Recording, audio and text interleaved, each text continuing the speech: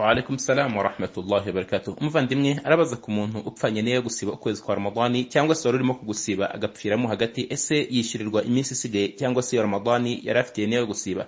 Alhamdulillah wassalatu wassalamu ala rasulillah wa ba'd. Ramadani ni itegeko ry'igisibo kandi ni itegeko umuntu ategetswe gusiba ku giti cye, hanyuma yaba adafite ubushobozi bwo gusiba akibukira muri za ngurane zagaragajwe n'amategeko y'idini ya Islam bijyanye n'igisibo. Hanyuma iyo umuntu apfuye mbere yuko yinjira mu kwezi kwa Ramadani, uyu nguyu ntabwo iryo tegeko riba rimureba, kubera ko itegeko rigendanye n'igihe riba ihame iyo icyo gihe cyageze cyangwa cyarenze.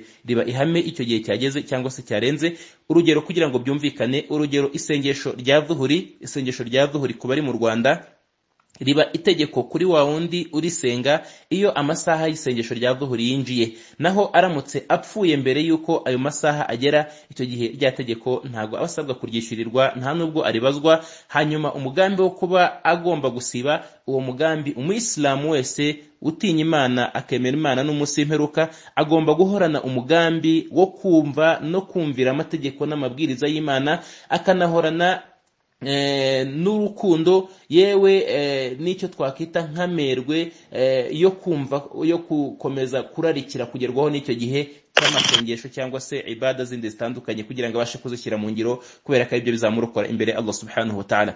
Bityo uwo mugambi ni umugambi umuntu wese agomba kuba afite igihe cyose yizera Imana kandi yizera n'umunsi w'imperuka.